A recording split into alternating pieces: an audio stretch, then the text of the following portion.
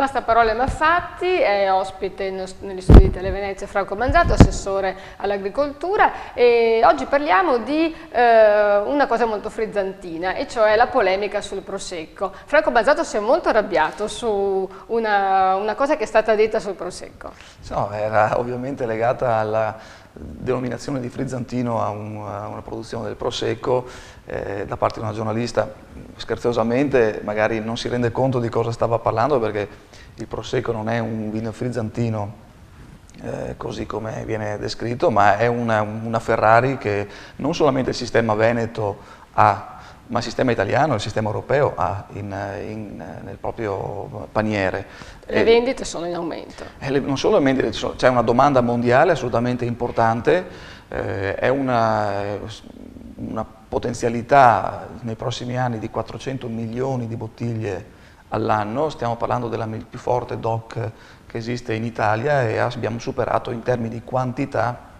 anche lo champagne, quindi stiamo parlando di un motore che sta trainando anche economicamente una parte importante del Veneto, e io credo che anche la comunicazione sia determinante nel circoscrivere l'entità dell'evento, certo, e anche la protezione di questo tipo di prodotto, e quindi sminuirlo mi sono visto un attimino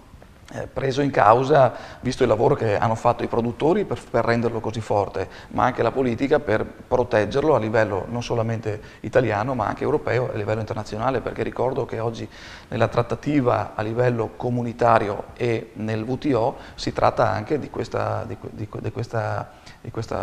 Prosecco, cioè il fatto che nessuno al mondo, oggi in Europa non lo può fare nessuno può scrivere Prosecco tranne noi in Veneto, ma la prossima, e neanche in tutta l'Europa, e la prossima partita sarà che nel mondo nessuno possa scrivere Prosecco nelle bottiglie, quindi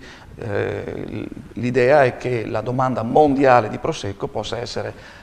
sostenuta e risolta solamente da questi territori, e secondo me è economicamente importante, quindi chiamarlo sminuitamente Prosecco, forse frizzantino, forse è veramente poco rispetto a quello che invece può dare questo